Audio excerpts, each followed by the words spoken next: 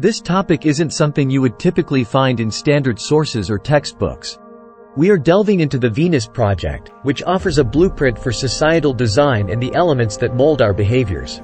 Our culture influences us deeply, filtering how we see everything through the lens of our experiences. The field of psychology is increasingly pertinent today as it seeks to understand the various elements that shape our actions and our interactions with ourselves, with others, and with society at large, and how we might act or, as some would say, misbehave.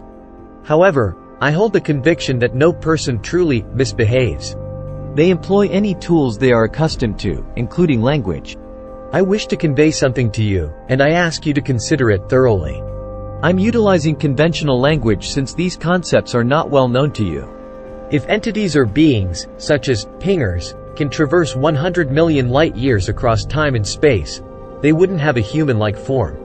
The infrastructure needed to store water for such beings would span vast distances, and the amenities needed by humans would consume an immense amount of space and energy. Carl Sagan had the aspiration to establish communication with extraterrestrial life forms. He had the expectation that in response, they would initiate communication with us. Everyone is aware that there are often communication challenges between husbands and wives, as well as between children and their parents. This is partly because the language we rely on was established quite some time ago, and conveying thoughts through our current language can be inherently problematic. However, the scenario changes when engineers come together to converse, as their terminology is distinct. For instance, one engineer might showcase an extremely slender wire, claiming it can bear the weight of 5,000 tons. Another may inquire about its tensile strength, and upon receiving the specifics, he will test it in a machine. It's not clear why they were certain about this, but he would stretch it to its limit to confirm it can indeed handle the stated load. Engineers meticulously calculate everything when designing an aircraft. What you see here is a quick sketch representing the aircraft's front view. They perform rapid calculations to determine the wing's load-bearing capacity. Once they've completed their complex math and are confident in the results, their next step involves loading sandbags onto the wing, continually adding weight until the wing snaps. This rigorous testing ensures the wing fulfills its intended purpose. Such precise methods of validation are not found in everyday language. Didier remarked that it simply couldn't be the case. He pointed out that the individual in question doesn't communicate that way. Instead, he inquires about the mechanisms, the required voltage for a specific device, and strategies for effectively shining light on a particular area. Such individuals, he says, pose questions. They're geniuses.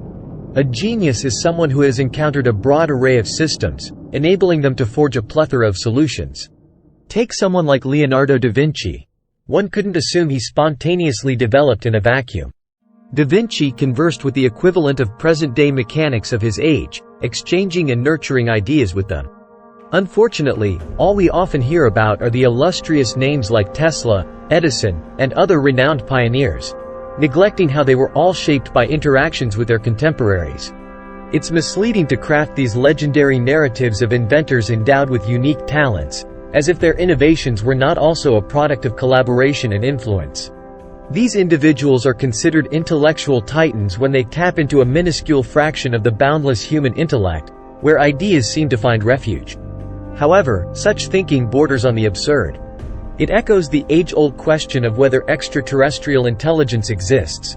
But the more pertinent inquiry should be whether intelligent life is present here on Earth, a suspicion we have yet to confirm. What does it mean to be intelligent, anyway? Is it the capacity to logically work through problems? Such a skill can't be acquired without relevant life encounters. No person can establish a personal framework of understanding devoid of experiential learning. I can trace the origins of each of my inventions. I'm aware of the impacts, the literature I've perused, the individuals I've met. And yet, people often ask about the exact moment an idea dawned on me. Was it simply a matter of it being the 1st of February? No, that's not the case. It's about compiling small pieces of knowledge gained through experience. The constructed frameworks and artificial aspects encompassing all societies are currently accepted, yet they are outdated. The very existence of our political systems, the divisions between parties like Democrats and Republicans, and our conceptions of ideal governance, are all examples of this. These do not aid scientists in their endeavors.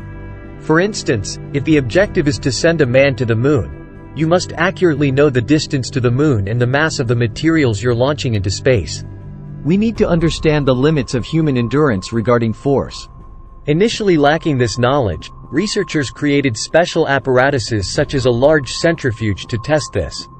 By placing a person inside and spinning the centrifuge, they could ask how the person fared and determine the rotational speeds that certain groups can tolerate. Such experiments were used to inform preparations for the lunar missions. This leads to broader questions about the kind of society we desire. If our goal is a society free from war, hate, crime, or ignorance, it's possible to achieve it by adopting certain principles. Eventually, society might recognize the entire Earth as a shared asset belonging to all nations. Every resource on Earth is a shared legacy belonging to every nation. For those who have faith in God